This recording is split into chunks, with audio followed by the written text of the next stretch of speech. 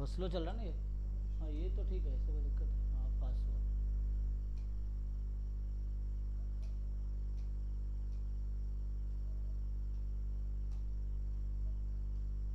तो बहुत स्लो जा रहा है ना, इतना स्लो क्यों है यस। ये इतना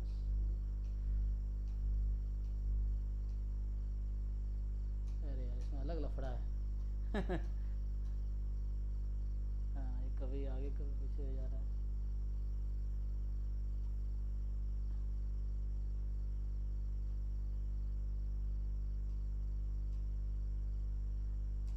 अरे भाई बस। अच्छा ये 19, हाँ। सर 19 में बस 3 और 4 ऑप्शन का मुझे एक हिंट मतलब दे दीजिए, तो बाकी तो हो ही गया।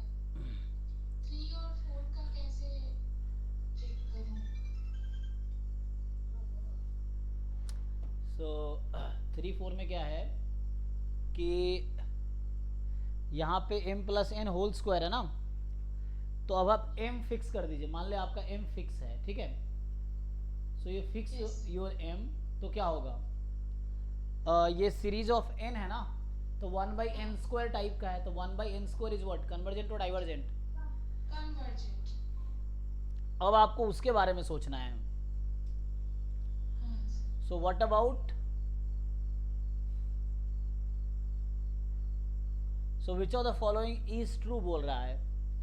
तो actually m plus n whole square है। तो अगर जब मैं सीरीज, तो ये कन्वर्जेंट हो जाएगा। अच्छा अगर पर साइमल्टे, सर आंसर 4 दिया हुआ है। नहीं वो पहला कन्वर्जेंट है। अब वो कन्वर्जेंट क्या नंबर आएगी, क्वेश्चन ये है। जैसे अगर मैं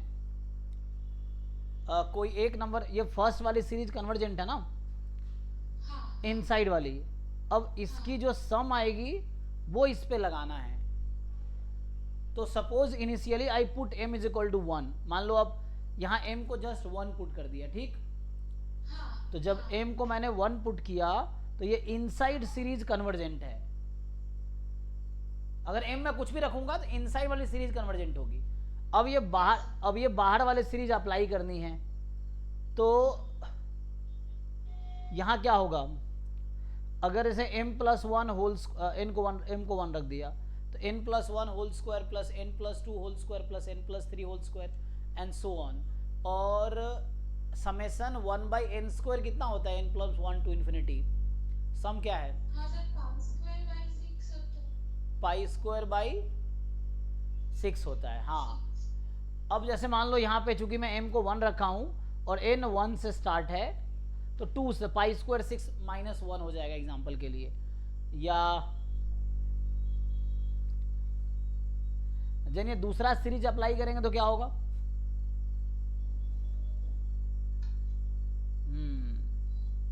सर मैं समझ नहीं पाई, क्या क्या बोले? हाँ मैं ये बोलना चाह रहा हूँ कि मान लीजिए अभी मैं ऐसा पूछता हूँ कि जैसे ये सीरीज है, अरे यार इसका क्या लफड़ा है।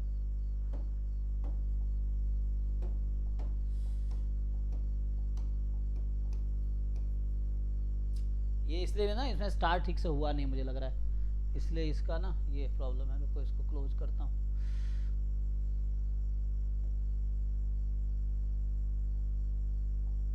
सर एक बात पूछूं? हाँ बताइए। तो इसमें वो जो इंटीग्रल टेस्ट है, वहां पे तो मतलब एक सीरीज के लिए होता था, तो यहाँ पे क्या किसी तरह से डबल इंटीग्रल करके इंटीग्रल टेस्ट कर सकते हैं क्या? नहीं इंटीग्रल टेस्ट नहीं होगा यहाँ पे। एक्चुअली पहली वाली सीरीज से कुछ फाइनाइट नंबर सम आ जाएगी मान लो, फिर दूसरी वाली सीरीज लगाएंगे तो वो उसको इन्फिनिटी भेज देगी, शायद ऐसा लॉजिक होगा। ये ठीक से चल नहीं रहा, इसको 1 मिनट में ऑफ करता हूँ। सर वैसे ये थी थ्योरम में ना, जैसे समेशन 1/n डाइवर्ज करता है, तो double summation 1/m plus n का अच्छा स्क्वायर भी डाइवर्ज करेगा। हाँ ऐसे ट्रिपल और n तक तो मतलब जा सकते हैं। ओके। तो हाँ मतलब वैसे अगर देखे तो वो कन्वर्ज करेगी। और मान लो अच्छा मैं बोलूँ अगर series π²/6 n from 1 to infinity, तो ये क्या होगी, जहाँ n की जगह π²/6 है,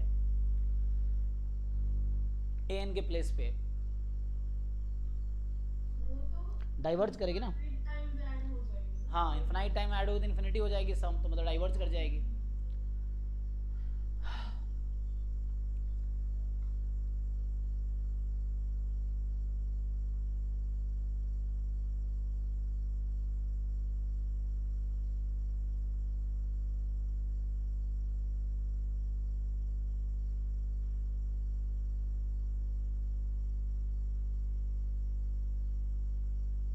तो चलिए यहाँ पे क्या हो रहा है कि इनसाइड वाली सीरीज कन्वर्जेंट है, फिर बाहर वाली सीरीज डाइवर्ज करवा जाएगी, तो इसलिए टोटल डाइवर्ज होगा, ये लॉजिक हो सकता है, या थ्योरम लगा सकते हैं, लेकिन थ्योरम का भी पीछे लॉजिक वही होगा। तो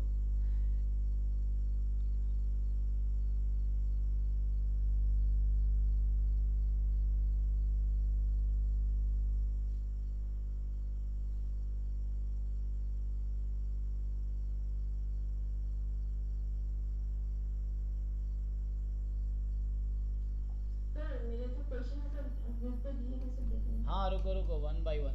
सो इसमें इसका हम डिस्कस कर रहे हैं ना, जैसे मैं ये बोल रहा हूँ, जैसे यहाँ पे n फ्रॉम 1 टू इन्फिनिटी है, m फ्रॉम 1 टू इन्फिनिटी है, तो जब इसको हम लोग ओपन करेंगे सो होगा क्या, अगर इसको ओपन करें हम, मान लो चलो इनसाइड वाली पहले ओपन कर देता हूँ। सो जैसे n को जब 1 रखेंगे तो क्या होगा, चलो m फ्रॉम 1 टू इन्फिनिटी, ठीक है, n को 1 रखेंगे तो ये बनेगा m plus 1 whole square plus m plus 2 whole square, ऐसे चलेगा ना, और ये कहाँ तक चलेगा, इन्फिनाइट तक चलेगा। तो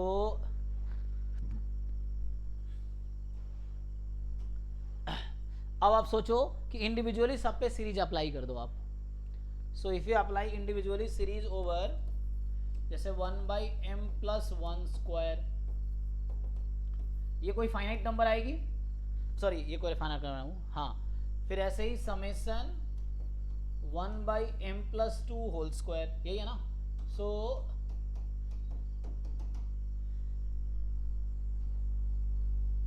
ये एक फाइनाइट नंबर है, ये दूसरा फाइनाइट नंबर है, और ये जैसे एग्जांपल के लिए इसकी वैल्यू आएगी पाई स्क्वायर बाई 6 माइनस 1, ये आएगी। अब चेक करके देखो, 1 इसलिए हटा दिया हूँ क्योंकि जब आप m पुट करेंगे तो 2 से स्टार्ट होगा ये, और हम क्या जानते हैं 1 by 1 square 1 by 2 square up to infinity pi square by 6 होती है, ये है ना। तो ऐसे ही ये वैल्यू भी आएगी पाई स्क्वायर बाई 6 माइनस 1 बाई 2 आ जाएगा, ऐसा कुछ, सॉरी माइनस 1 4 आ जाएगा, इस तरह से, मतलब ये थोड़ा फाइनाइट नंबर आता रहेगा। तो होगा क्या, और ये कितनी बार है, ये इस तरह की सीरीज कितने टर्म्स हैं इसमें, पहला टर्म, दूसरा टर्म, तीसरा टर्म, इन्फिनाइट टर्म्स है, तो इस वजह से ये डाइवर्ज कर रही है एक्चुअली। सो मतलब पाई स्क्वायर बाई, हाँ मतलब ऐसे तो ये कन्वर्जेंट है, ये भी कन्वर्जेंट है, लेकिन इन्फिनाइट टर्म्स हैं, तो जब इसका सम फाइनल आएगा तो वो इन्फिनिटी आएगी, ये है। ठीक है। तो उस तरह से ये हो जाएगा इन्फिनाइट टर्म्स का, तो वैसे समझ सकते हैं, या थ्योरम से भी जैसे बता रही थी वो भी ठीक है। सो सर थ्योरम वो थ्योरम का स्टेटमेंट, हाँ वो ये कहना चाह रही थी कि जैसे हम जानते हैं समेसन 1 बाई एन स्क्वायर, क्या कह रहे थे आप, 1 बाई एन है ना, summation 1 by n diverge, this is divergent, so double summation 1 by n plus m whole square is divergent, मतलब p टेस्ट जैसे 1 वेरिएबल का या 2 वेरिएबल का समझ लो, सो वैसे ही ट्रिपल होगा, सो 1 बाई n क्या होगा, n प्लस m प्लस मान लो r मान लो फॉर एग्जांपल, सो यहाँ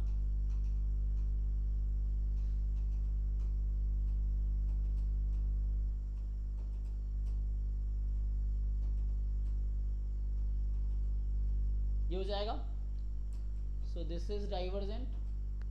सर इसका क्या क्यों होगा फिर? ओह सॉरी, यहाँ पे क्यूब आएगा, हाँ, सो ये है।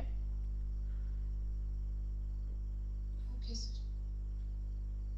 तो मतलब ये ऐसा इसको बना सकते हैं क्या हम, कि जैसे हम वहाँ पे बोलते हैं 1 वेरिएबल में कि समेसन 1 बाई n की power p, this is convergent for, क्या होता है, p मोर देन 1, तो क्या हम ऐसा बोल सकते हैं यहाँ पे 1/n+m की पावर p, यहाँ भाई n1 से इन्फिनिटी m1 से infinity, this is convergent for, क्या लिख सकते हैं, p greater than 2.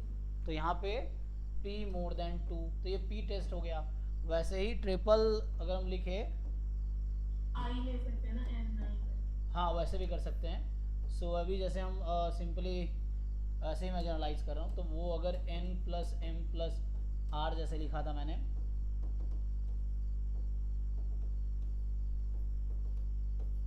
So this is convergent for, यहाँ हो गया ये पावर p है, सो p मोर देन 3, यही ना, फिर इसको जनरलाइज कर लेंगे आगे, हाँ कि ni नंबर ऑफ हो गया तो उसके हिसाब से आ जाएगा।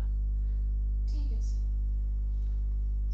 सर इसके बाद 28 नंबर क्वेश्चन था। ठीक है। मुझे एक मेरा भी डाउट. हाँ बताइए, तो इसमें क्या है, जैसे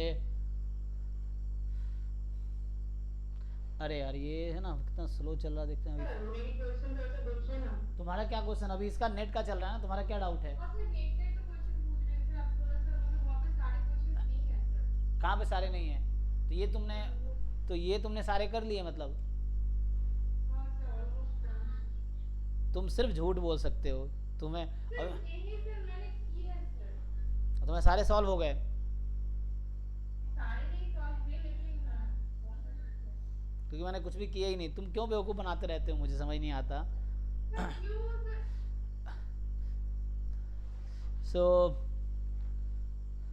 हाँ जी, अभी पहले इसका डाउट बताओ, ये सब बाद में, ये सब आएगा अभी एंड में, देखे क्या है इसमें तुम्हारा, sir 28 question number. Countable uncountable, क्या प्रॉब्लम है इसमें,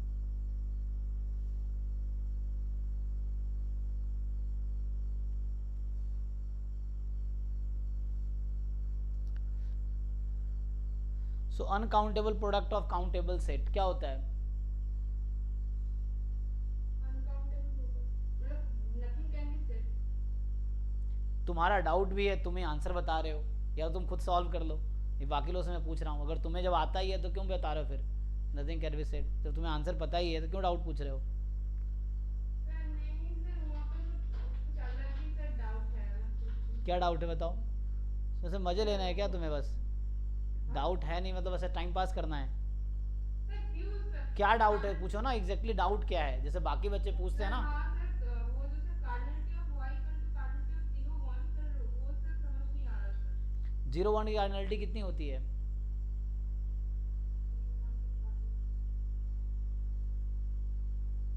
सर मतलब ये क्वेश्चन मुझे समझ नहीं आ रहा सर. 0 1 का इंटरवल क्या है, काउंटेबल सेट है अनकाउंटेबल सेट है, 0 1 सर अनकाउंटेबल.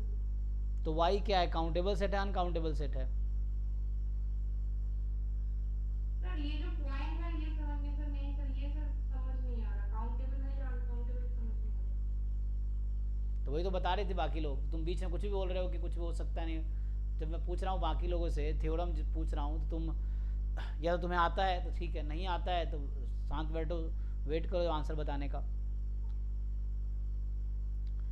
इसमें क्या कर रखा है, एक्स जे तुम्हारा 0 1 है और y क्या है, प्रोडक्ट ऑफ एक्स जे है, जे फ्रॉम 1 टू इन्फिनिटी है, तो ये एक्स 0 1 का जो एक्स जे क्या है, काउंटेबल सेट है अनकाउंटेबल सेट है, तुम ही बताओ एक्स जे क्या है जिसका डाउट है, एक्स जे तुम्हें दिख रहा है क्वेश्चन में, हाँ सर. क्या है एक्स जे, काउंटेबल सेट है अनकाउंटेबल सेट है,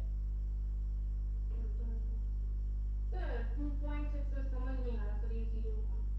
तुम ना जाके 10th क्लास में एडमिशन ले लो, ठीक है। इसमें बताओ जी, बताइए इसमें डाउट बताइए।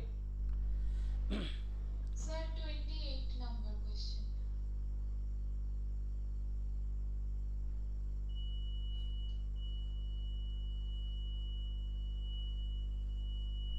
सो ठीक है जी, क्या कह रहा है ये कि consider the power series summation a n z की power n where a n जो है number of divisor of n की पावर 50 है, तो एक पावर सीरीज है ए एन जेड की पावर एन, ठीक है, एन फ्रॉम 1 टू इन्फिनिटी है, ओके, और ए एन है number of divisor of n की पावर 50।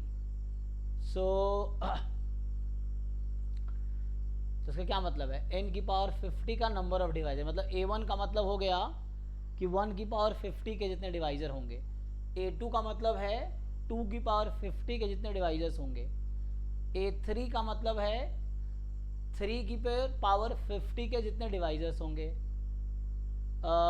A3 का मतलब है 3 की power 50, A4 and so on. तो पूछना क्या चाह रहा, then radius of convergence of this series is what.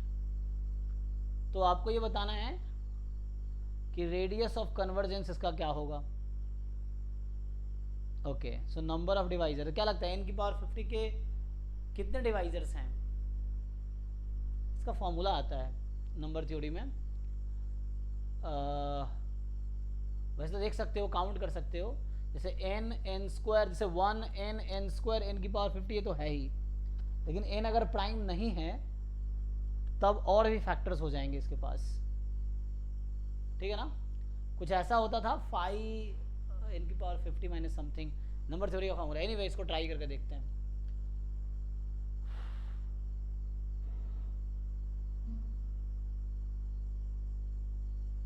मतलब सर कुछ number of divisor of n की पावर 50 ऐसे कुछ थ्योरम होता है क्या, मतलब? हाँ, मतलब किसी नंबर के डिवाइजर काउंट करना है तो नंबर थ्योरी में फॉर्मूला होता है वो काउंट करने के।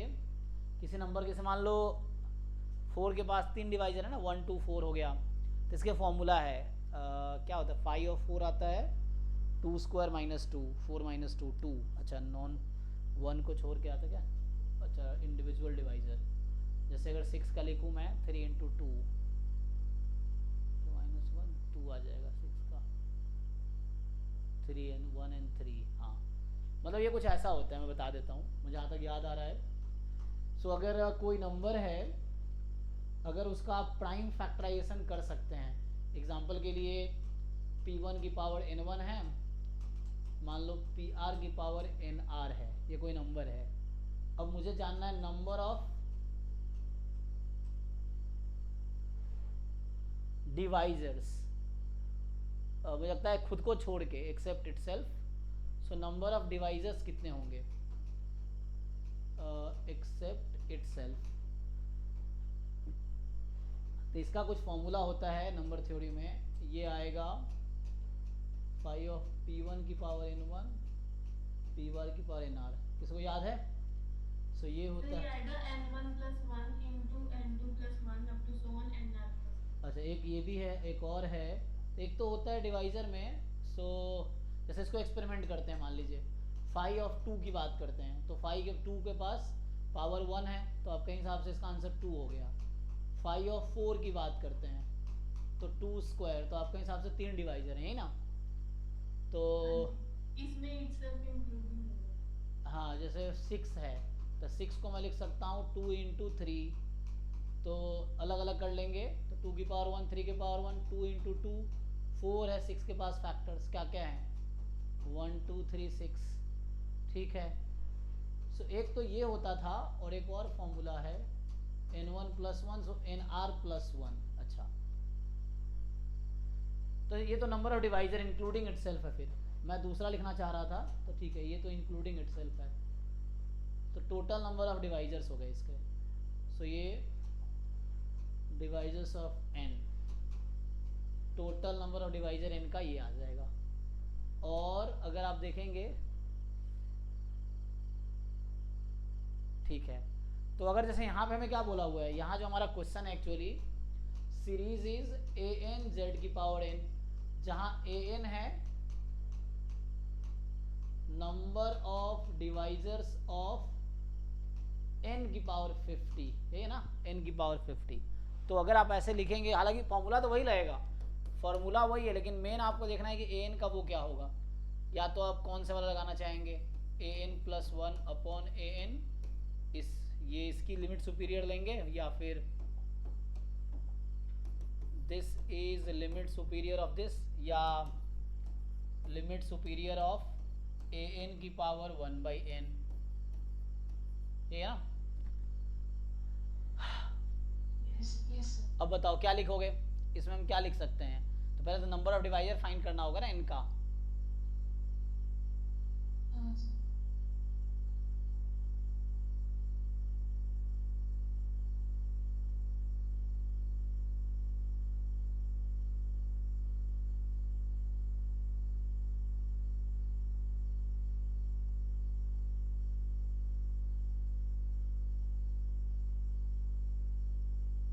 तो अगर n प्राइम है, एग्जाम्पल के लिए मान लीजिए अगर n प्राइम है तो प्राइम होगा तो उस केस मतलब प्राइम जैसे मान लो 2 3 है ना 5 7 इस तरह से है, तो वो तो सिंपल जैसे उन्होंने बताया, तो ये क्या आ जाएगा 51 आ जाएगा वैसे तो, अगर n प्राइम है तो ये आएगा ना देखो।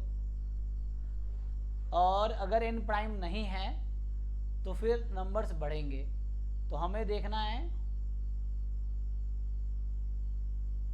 क्या आएगा। सो लिमिट सुपीरियर में यहाँ पे होगा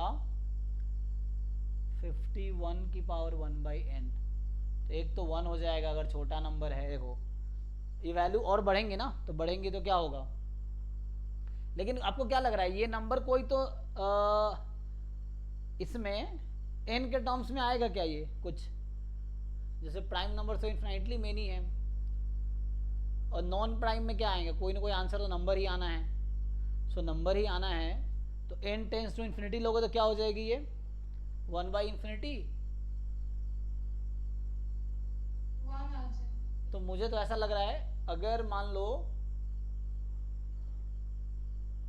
n अगर बहुत लार्ज नंबर है तो उसके पास डिवाइजर n के टर्म में क्या आएगा, जैसे वही अगर मैं फॉर्मूला लगाता हूँ कि मान लीजिए n मेरे पास ये p1 की पावर n1 वाला है, n1 है, p2 की पावर n2 है, pr की पावर nr टाइप का है, तो ये आ जाएगा n1 + 1 n2 + 1।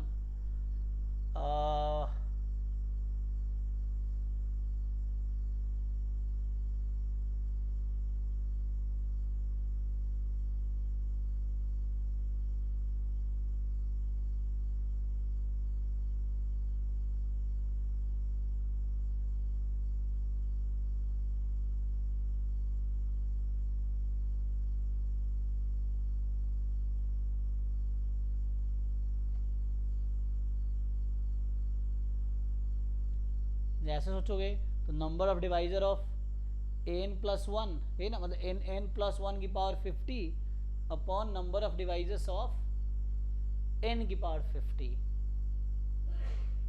And then n बहुत लार्ज नंबर है, सेम ही हो जाएगा ऑलमोस्ट। तो मुझे लग रहा 1 ही आ जाना चाहिए फिर तो। सर आंसर 1 ही है। हाँ क्योंकि इसमें जैसे अगर यहाँ भी आप सोचेंगे जैसे n हमारा यहाँ क्या है n टेंस टू इन्फिनिटी है ना, सो अगर n टेंस टू इन्फिनिटी है तो n और n + 1 तो बहुत क्लोज नंबर होगा ना एक दूसरे का। सो number of divisor of n + 1 sorry number of divisor n + 1 की पावर 50, और यहाँ आएगा number of divisors of n की पावर 50, और चूंकि n बहुत लार्ज है सो n की पावर 50 और n + 1 की पावर 50 ऑलमोस्ट क्लोज ही होगा, ये है। तो फैक्टर्स भी कोई क्लोज ही आएंगे, क्योंकि n बहुत लार्ज है तो उसका रेशियो लेना है। जैसे अगर प्राइम है, जैसे एग्जांपल मैंने कहा प्राइम है तो प्राइम के लिए तो 51 आंसर आएगा। तो अगर मैं प्राइम के लिए बात करूं, जैसे एग्जांपल के लिए मैं बोल रहा हूं कि n is prime for example, तो ये तो 1 आ गया, ठीक। अब n इज नॉन प्राइम मान लो, तो आंसर क्या होगा, तो प्राइम फैक्टराइजेशन में लिखना पड़ेगा, और अगर प्राइम फैक्टराइजेशन आप लिखेंगे भी तब भी कोई ये नंबर ही आएगा, मुझे लगता है कोई फाइनाइट नंबर ही आएगा। वो अलग बात है कि n अगर बहुत लार्ज है तो उसके हिसाब से लार्ज नंबर आएगा, बट फिर भी मुझे लगता है ये नंबर है ना, ये 1 की पावर n कहाँ 0 पे जाएगी। सो अगर ये कोई नंबर आता है फ्री ऑफ n तो समथिंग अपॉन 0 फिर 1 हो जाएगा, तो ये देखना पड़ेगा।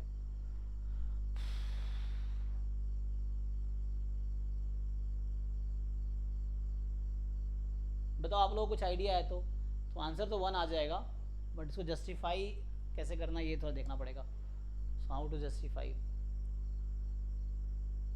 जैसे प्राइम के लिए समझ आ रहा हो ना आपको कि ये n 50 है, 51 की power 1/n, n tends to infinity है तो ये तो 1 आ गया। और अगर नॉन प्राइम है so how will you count, ये चीज़ है। सर वो ऊपर वाला फॉर्मूला नॉन प्राइम के लिए ही है ना, वो n1 + 1। हाँ मतलब अगर प्राइम होगा तो वो खुद ही रिड्यूस, एग्जाम्पल के लिए मैंने 2 के लिए चेक किया था ना, 2 तो प्राइम ही था तो जस्ट 2 आ गया पावर +1। तो अगर मान लो प्राइम होगा तो उसकी पावर जो है इतना +1 हो जाएगी, अगर पावर मान लीजिए n1 है तो n1 + 1 आ जाएगी, इस तरह से। मतलब सर ये फाइ एन का ये जो नंबर है वो फाइनाइट आएगा और फाइनाइट की पावर में जीरो आएगा तो वन। हाँ आई थिंक सो, मुझे वैसे लग रहा है कि इस लॉजिक से ये वन आ जाना चाहिए, क्योंकि पावर नंबर अगर कितना भी लार्ज है तो हमें देखना है किसी नंबर का वो पावर होगा उसका। सो पावर जो आएगा वो कोई फाइनाइट नंबर ही रहेगा, एंड देन प्रोडक्ट करेंगे that will come a finite number, और उसकी पावर वन बाई इस लॉजिक से वन आ जाना चाहिए। या कोई बेटर रीजन हो सकता है तो मुझे देखना पड़ेगा, आप लोगों को किसी को आइडिया है तो बताइए। ये है कि इसमें क्या बेटर तरीके से निकाल सकते हैं आप, ये है। सो अगर वन आ जाता है, लिमिट सुपीरियर कुछ और भी आएगा तो लिमिट सुपीरियर एक्चुअली वन ही आएगी, और लिमिट सुपीरियर है ना, लिमिट सुपीरियर है वन आएगी। सो यहाँ से वन बाई आर अगर वन आ जाती है सो आर की वैल्यू वन आ जाएगी, ठीक है ना। ऐसे मैं एक बार डिस्कस करूंगा, इससे पहले आपने 13 क्वेश्चन था ना आपका, तो ये सब जो डाउट्स हैं ये एक काम कर सकते थे ना आप लोग, मैं पिछले बार से करता हूँ कि आप पहले ही अगर क्वेश्चन नंबर भेजो, आपने हालांकि भेजे थे ना तो मैंने देखा नहीं था। सो अगर पहले ही क्वेश्चन मान लो भेज दो तो मैं एक बार ट्राई कर लूँगा, तो उससे क्लास में डिस्कस करना आसान हो जाएगा, नहीं तो नेक्स्ट क्लास में करेंगे, ये कर सकते। ठीक है सर मैं थोड़ा ठीक है ये, पहले भेज दूंगी। हाँ मुझे लगता है, नहीं वो मैंने देखा नहीं है, आपने सुबह कल तो भेजे थे, बट ठीक है। हाँ मतलब बाकी लोग जिनके डाउट्स हैं तो आप पहले भेज दोगे तो मैं ट्राई कर लूँगा, ये है। तो ये है, तो इसका आंसर है तो वन ही आना चाहिए, लेकिन फिर मैं बेटर लॉजिक देखता हूँ क्या है। तो मुझे ऐसा लगता है कुछ भी होगा तो वन ही आ जाएगा, या लिमिट सुपीरियर वन होगा तो आंसर वन आना चाहिए, ये हो जाना चाहिए, ये आ जाना चाहिए। सर इसके बाद क्वेश्चन नंबर 31 है। हाँ जी हितिका, आपके क्या डाउट्स हैं इसमें? सर मेरा तो नेक्स्ट 50 है। अच्छा उसके बाद सीधा है, तो ये आपने किया कैसे किया आपने ये क्वेश्चन जो अभी कर रहे थे हम? सर ये वाला मेरा भी डाउट है। अच्छा ओके ठीक है, तो सो ठीक है मैं देखता हूँ। 13 एक था और एक ये 28 है, तो ये सब मैं एक बार फिर से सॉल्व करके देख लेता हूँ, तो फिर हम डिस्कस करते हैं। अगला कौन सा बोला था आपने सुचित्रा? हाँ 31। 31। सो 31 जो है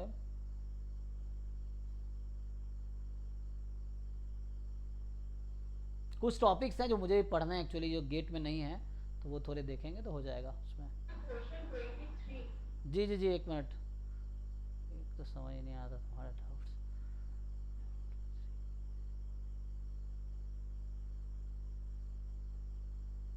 अच्छा 24 तो अभी डिस्कस कर रहे थे हम। 23 इसमें क्या है, कौन सा सेट अनकाउंटेबल है? बताओ भाई बाकी लोग। तो log x upon log x बराबर p अपॉन q है, p अपॉन q तो रैशनल है ना, तो वो तो काउंटेबल ही है। और e की पावर कोई काउंटेबल नंबर कितना होगा, एंड देन यहाँ पे है x रियल नंबर है, ताकि cos x plus sine x one होता है। तो cos x plus sine x कब वन होता है? जब n 2 होगा, है ना। cos square plus sine square one होता है ना, तो कितने x की वैल्यू के लिए cos square plus sine square one होता है? cos square theta plus sine square theta is equal to one for what x? Domain क्या है cos x का या sin x का? What is domain of cos x और sin x?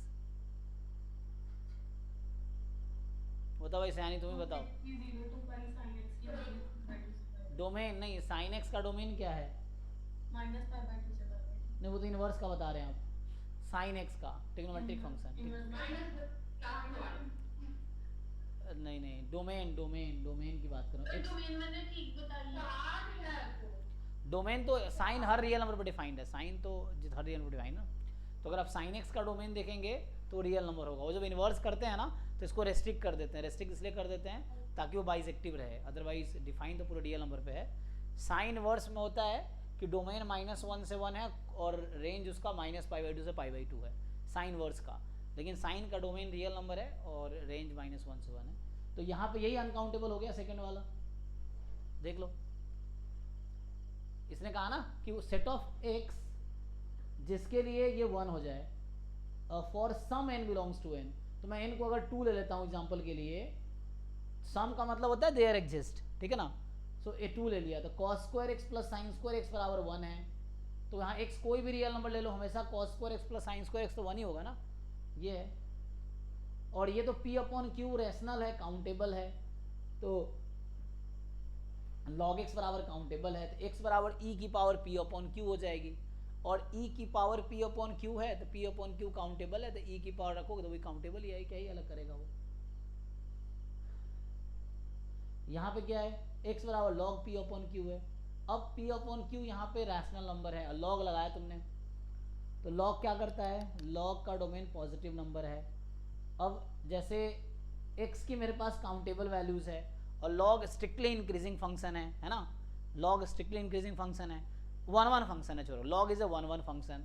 तो अगर log वन वन फंक्शन है तो वन वन फंक्शन क्या करता है, ईच एलिमेंट का डिफरेंट इमेजेस होते हैं, सो p अपॉन q काउंटेबल है तो log p अपॉन q भी काउंटेबल ही आएगा, क्योंकि ये वन टू वन करेस्पॉन्डेंस होगा, तो log p अपॉन q, तो ये भी काउंटेबल सेट हो गया, ये भी काउंटेबल था पहला, दूसरा अनकाउंटेबल था। अब यहाँ cos x p upon q है, x की वो वैल्यू जिसके लिए cos कोई p अपॉन q वैल्यू लेता हो, तो जहाँ p अपॉन q अगर 0 1 -1 1 के बीच है तो कोई ना कोई एंगल्स मिलेंगे, और कितने मिलेंगे, काउंटेबल नंबर ऑफ एंगल मिलेंगे। और अगर -1 1 के बाहर का नंबर है, for example p upon q 1 से लार्जर है तो एक भी x नहीं मिलेगा यहाँ पे, है ना, तो ये है एम्प्टी सेट हो जाएगा, एम्प्टी सेट भी काउंटेबल होता है। तो वो तो क्या आंसर 2 करेक्ट है इसका। लॉजिक हाँ तो पूछो, अगर कुछ कंफ्यूजन है पूछो, क्या एक्चुअली तुम्हें यही तो क्लियर है क्या पूछना है, तुम स्ट्रेट क्वेश्चन पूछो तो उसका आंसर बताया जाएगा। सर वो जो क्वेश्चन प्रूव है सर, उसमें जो प्रॉब्लम है कि सर वो कॉस्ट आप बोले इन टू लेना पड़ेगा और एक का वैल्यू मतलब वो मुझे डाउट है कि वो मतलब अनकाउंटेबल किस वैल्यू के किस पर्पस। हाँ जी मैडम, तो उसके लिए आपको 11 12 का टिग्नोमेट्री पढ़ना पड़ेगा, वही तो मैं कहता हूँ। तो उसके लिए बेसिक ठीक करो ना, अब तुम चाहते हो मैं तुम्हें पहली क्लास से लेकर 12 तक की चीज़ें पढ़ाऊँ, नहीं पढ़ा सकता ना मैं नेट गेट का पढ़ा रहा हूँ। तो sign square x plus cos square x 1 कब होता है, कभी तुमने ये फॉर्मूला पढ़ा है लाइफ में कहीं पे? और देखो यहाँ लिखा रहता है for all x belongs to what, क्या लिखा रहता है, चाहो तो अभी एनसीईआरटी क्लास 11 का एनसीईआरटी खोलो, क्लास 11 चैप्टर 3 टिग्नोमेट्री है, ओपन करो, चलो मैं ओपन करके दिखाता हूँ। अब तुम्हें क्या लिखा रहेगा बताओ, क्या लिखा होगा तुम गेस कर। यही तो कह रहा हूँ, कौन पढ़ाएगा तुम्हें ये सब चीज़ें, एक चीज़ तुम्हें ठीक से नहीं पता है।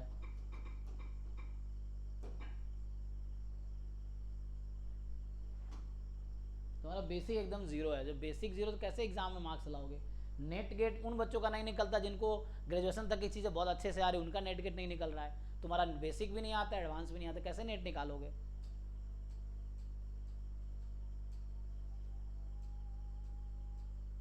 अब दिक्कत क्या, तुम्हें सीखना ही नहीं है। जैसे अभी पिछला क्वेश्चन जो तुम पूछ रहे थे उसमें मैं ये पूछ रहा था तुमसे, अभी तुमसे मैं ये पूछ रहा था ना कि ये सेट काउंटेबल है कि अनकाउंटेबल है, तुम ये नहीं डिसाइड कर पा रहे हो ये सेट काउंटेबल है कि कैसे तुम नेट गेट निकालो, मुझे समझ ये नहीं आता। जब तुम्हें ये नहीं डिसाइड कर पा रहे हो कि ये सेट काउंटेबल है कि अनकाउंटेबल है, बताओ, ये तो 10th क्लास का बच्चा बता देगा काउंटेबल है कि अनकाउंटेबल है, और तुम एमएससी पास आउट करके ये नहीं बता पा रहे हो काउंटेबल है कि अनकाउंटेबल है। क्यों काउंटेबल है, फाइनाइट सेट है, छोड़ो ना, फाइनाइट सेट अकाउंटेबल है, तो उस समय तुम क्यों नहीं बता पा रहे थे। एक पहली बात तुम कॉन्फिडेंस नहीं है तुम्हें, अरे जो चीज़ तो बेसिक जीरो लेवल की चीज़ें इसमें तो कॉन्फिडेंट रहो कि हाँ ये श्योरली करेक्ट है, उसमें तुम्हें कॉन्फिडेंस नहीं आ रहा है।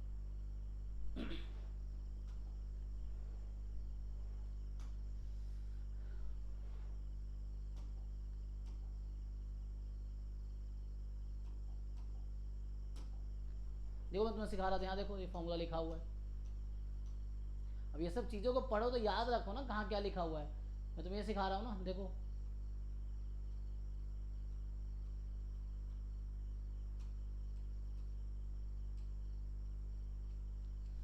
अगले एक्सरसाइज में होगा, यहाँ पे देखो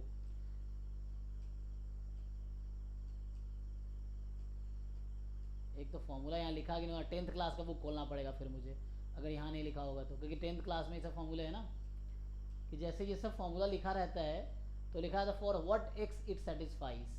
जैसे एग्जांपल के लिए मैं समझा रहा हूँ, जैसे ये फॉर्मूला है तो ये इन एक्स के लिए वैलिड होगा, ये तब वैलिड है जब ये ऐसा नहीं होगा, जैसे ये लिखता है ना, तो वैसे तुमसे ये पूछ रहा हूँ, जैसे यहाँ पे ये फॉर्मूला लिखा, आगे कुछ नहीं लिखा, इसका क्या मतलब है, जैसे यहाँ पे नहीं लिखा ना कि फॉर व्हाट एक्स, एग्जाम्पल के लिए यहाँ पे लिखा है कि ऐसा होना चाहिए, 2x इसके इक्वल नहीं होने चाहिए, लेकिन यहाँ पे जैसे इसने नहीं लिखा कि आगे क्या कंडीशन है इन दोनों फॉर्मूला है, ऐसा क्यों किया है?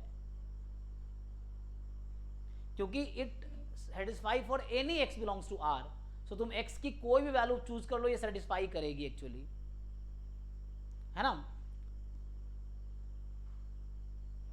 तो इसलिए यहाँ पे नहीं लिखा है। सेम चीज देखो, sine square plus cos square यहाँ लिखा होगा जहाँ पे, तो वहाँ पे कोई रेस्ट्रिक्शन नहीं है साइन स्क्वायर कॉस स्क्वायर में। अब तुम्हें यही पता नहीं है, जहाँ पे भी कंडीशंस नहीं दिया गया है means it satisfy for any x belongs to r, any y belongs to r।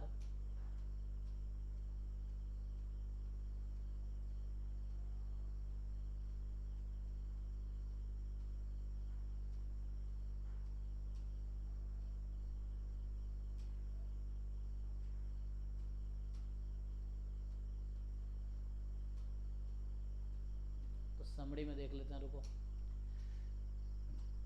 नहीं तो मुझे 10th क्लास का बुक खोलना पड़ेगा, उसमें लिखा होगा ये, क्योंकि 11th में थोड़े हायर लेवल पे चला गया, लिखा ही नहीं है ना, यहाँ पे वो फॉर्मूला लिखा ही नहीं, क्योंकि वो 10th क्लास का फॉर्मूला है ना, sine square plus cos square 1 होता है, तो यहाँ इसने लिखा ही नहीं, यहाँ लिखा है देखो, जैसे cos square x plus sine square x equal to 1।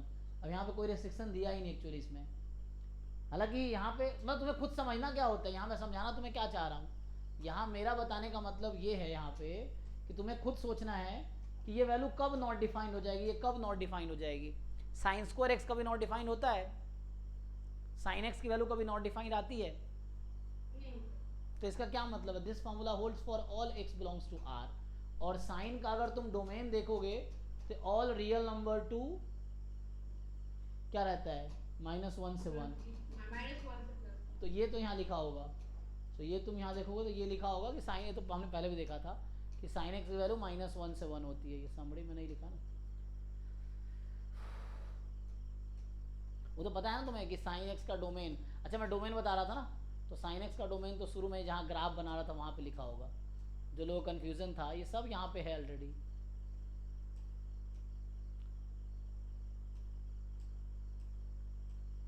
ये देखो, ये अगर मैं यहाँ बात करूँ तो ये ग्राफ बना रहा ना,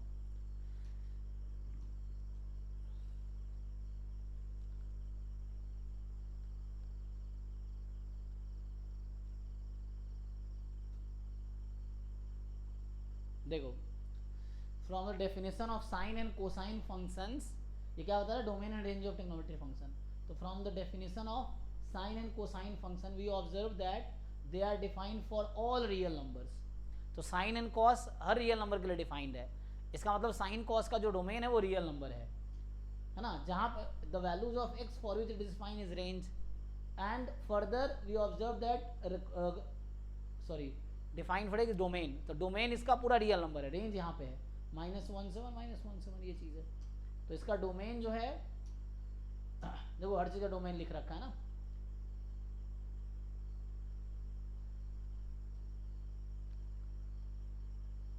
ऐसे ही है ना, domain of tan x is this, तो tan x का डोमेन है all real number except these angles, तो इस तरह से हर ट्रिग्नोमेट्री फंक्शन तुम रेंज और डोमेन याद कर सकते हो, आगे जरूरत पड़ेगी, तो डोमेन है यहाँ लिखा ना, डोमेन ऑफ, ये देख लो आइन, डोमेन ऑफ y बराबर साइन एक्स, y बराबर cos x is the set of real numbers and the range is the interval -1 to 1, ठीक है, तो मेरा कहने का मतलब ये है।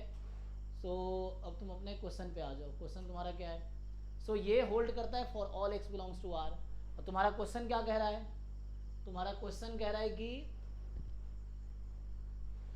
The set of x belongs to r such that cos x की power n plus sin x की power n is equal to 1 for some n belongs to natural number some n, है ना, तो ये है, तो मैंने कहा n को 2 रखो, तो उस केस में x पूरा रियल नंबर हो जाएगा, सेट ऑफ रियल नंबर है ये, सम का मतलब there exist, for some means there exist, so I choose n बराबर 2, तो उसके लिए अनकाउंटेबल सेट हो गया, फॉर सम बोला है कोई भी एक, अगर n को तुम 1 ले लो तो cos x plus sine x 1, तो देखो ऐसा कौन सा एंगल है जहाँ cos x plus sine x 1 हो जाता है, कोई एंगल है, आई थिंक नहीं आएगा, वो एम्प्टी सेट आ जाएगा, तो ये एम्प्टी सेट, हाँ cos, हाँ जैसे 90, हाँ सॉरी, तो यहाँ पे 90 और 0 एंगल ऐसा है ना, मतलब n पाई हो गया ना, तो वो भी तो वो काउंटेबल हो जाएगा फिर, है ना, साइन एन पाई क्या होता है 0 और कॉस एन पाई क्या होता है प्लस माइनस 1 आएगा। कॉस 2 पाई 1 है और पाई माइनस 1 है, तो प्लस माइनस 1 आता रहेगा। तो वो जैसे 90 डिग्री है, 0 डिग्री है, इस तरह जो भी एंगल्स आएंगे। पाई पे क्या होगा, पाई पे देख लो वैसे ही मिल जाएगा। एनीवे तो कहने मतलब ये अनकाउंटेबल सेट है। टाइम है ना, ख़त्म हो गया टाइम। सो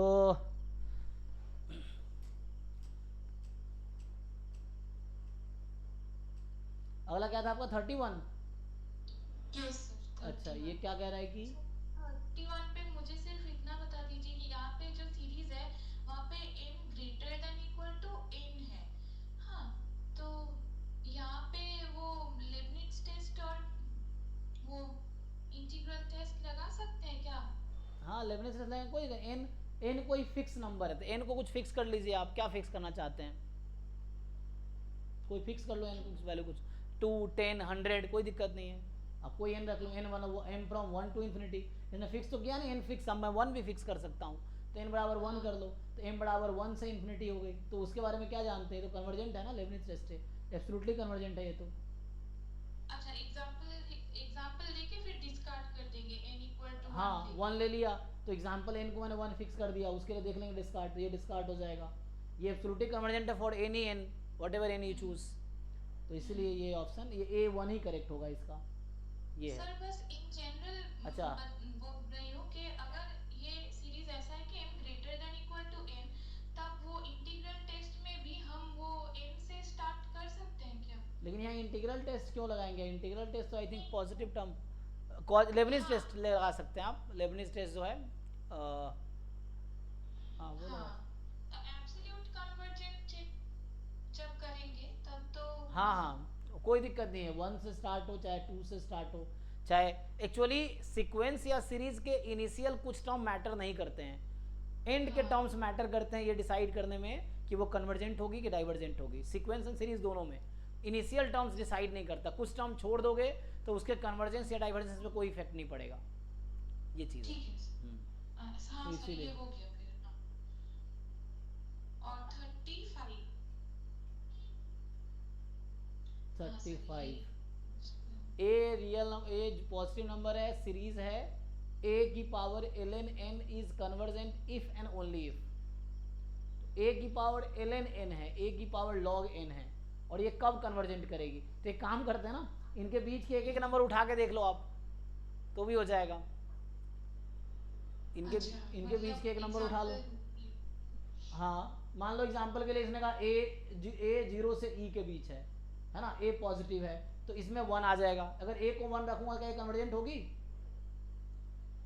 ए को 1, हाँ, नहीं नहीं। तो ये आउट हो गया। हाँ यहाँ भी 1 रखूंगा, ये भी आउट हो गया। सर, यहाँ पे तो ई रखेंगे तो भी आउट हो जाएगा। ई रख के देख लीजिए, अब यहाँ 1/e, एक्चुअली ई 1/e लेस देन 1 है, तो ये ट्रू हो सकता है। अब इन दोनों में से एक डिसाइड करना है, तो ये एंड पॉइंट रख के डिसाइड हो जाएगा। आप 1/e रख के देख लीजिए, पता चल जाएगा कौन सा ट्रू है।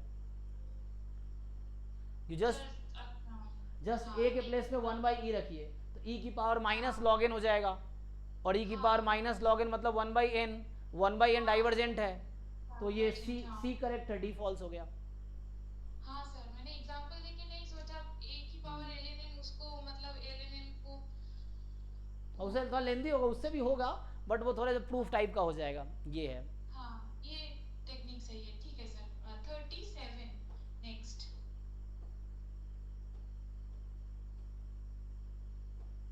हाँ, ये क्वेश्चन इसने कहा ए सेट ऑफ एन है सच दैट एन बराबर 1 होगा, या the only prime factor of n are 2 और 3, या तो 1 है या वैसे नंबर जिसके प्राइम फैक्टर सिर्फ 2 या 3 है। एग्जाम्पल के लिए 6 है, 10 इस सेट में नहीं आएगा क्योंकि 10 के फैक्टर 5 भी है। तो मतलब एन ऐसा नंबर है जो तो 1 होगा या उसका प्राइम फैक्टर 2 या 3 होना चाहिए। तो 2 की पावर n1, 3 की पावर n2, इस टाइप के नंबर्स हैं। अब आपसे पूछ रहा है एस जो है समेसन 1/n, जहाँ n a में है, तो वैसे नंबर्स तो क्या आएंगे, ये सीरीज कन्वर्ज करेगी या डाइवर्ज करेगी। तो ये कुछ ऐसा हो गया ना कि अगर n को मैं 1 रख देता हूँ तो 1 हो जाएगा, या दूसरा है 1/2 1/2 स्क्वायर 1/2 क्यूब, इस तरह से। दूसरा 1/3 1/3 स्क्वायर 1/3 क्यूब, इस तरह से हो सकता है, या 2 3 का कॉम्बिनेशन ले सकते हो आप। सर इसकी इक्वेशन मैंने ऐसे बनाई थी s इक्वल्स टू, जैसे आपने बोला ना 2 raise to power n1 into 3 raise to power n2 n2, इस तो तरह डबल समीशन आ गया n1 और n2 का, हाँ और 1/2 raise to power n1 into 3 raise to power n2 हो गया, तो वो समीशन खोल दिए थे हाँ हाँ जीबी सीरीज के थ्रू। यस यस हाँ। सो जस्ट आप क्या करो, सही बता देंगे अभी। जैसे इसने कहा कि ये जो सेट है ना ए में या n है, जहाँ या तो n1 है या n इस तरह से है, 2 की पावर n1 3 की पावर n2, जहाँ n1 कोई नेचुरल नंबर हो सकता है, n2 कोई भी नेचुरल नंबर हो सकता है। अब आप निकालो सीरीज 1/n कन्वर्जेंट है कि डाइवर्जेंट है, तो 1 रखोगे जस्ट 1 आ जाएगा। अब बाकी दूसरे केस में 2 की पावर n1 3 की पावर n2 ये है, n1 जो हो जाएगा 1 से इन्फिनिटी, n2 हो जाएगा 1 से इन्फिनिटी। ये सम निकाल लो, आई थिंक ये फाइनाइट ही आएगी। क्या आएगी? इसका आंसर 3 लगता है सर। अच्छा, तो ये 2 हो जाए, टोटल 3 आ जाएगा, है ना? ओके, तो ये सम ठीक है। सीरीज निकाल लीजिए। सम एक पहले n1 के रेस्पेक्ट में खोल लीजिए, फिर n2 के रेस्पेक्ट में, लाइक डबल इंटीग्रेशन, जैसे डबल इंटीग्रेशन करते हैं। तो उस तरह से हो जाएगा। ठीक है सर। ठीक है, नेक्स्ट क्लास में इसको कंटिन्यू करते हैं, या अभी आपकी जो CSIR नेट की क्लासेस है डेली अभी चलेगी 6:30 to 8 वाले बैच में, ठीक है ना? तो इसको स्टॉप कर दीजिए। तो अभी जो शेड्यूल है ना, ये 5 से 6:30 आज चला था डाउट क्लास, तो ये शेड्यूल अभी रहेगा, और 6:30 to 8 अभी CSIR नेट की क्लास चलेगी, तो ये है। बाकी वही 8 to 9:30 हमारा जैम चल रहा है, और फिर 9:30 to 11 गेट चल रहा है, और 11 से 12 फिर डाउट है, ठीक है ना? तो ये शेड्यूल है, और ये सिर्फ संडे सैटरडे को है, सो ये ओनली सैटरडे एंड संडे है, ठीक है ना? बाकी ये डेली है, ठीक है? तो कल भी अगर जिन लोगों का है CSIR नेट में डाउट है, बाद में मैं प्रोबेबिलिटी का भी डाउट लूँगा, अभी वो पढ़ाने दीजिए। तो जैसे मैं असाइनमेंट भेजे हैं रियासिस के और किसके लिए अलजेब्रा के ना, वैसे प्रोबेबिलिटी के असाइनमेंट भेज दूंगा मैं टॉपिक वाइज नेट का, फिर उसका डिस्कशन करेंगे ऐसे ही। ठीक है, फिर अभी स्टॉप करते हैं, नेट वाले लोग लीव कर सकते हैं, बाकी जैम की क्लास अभी होगी। जी थैंक यू।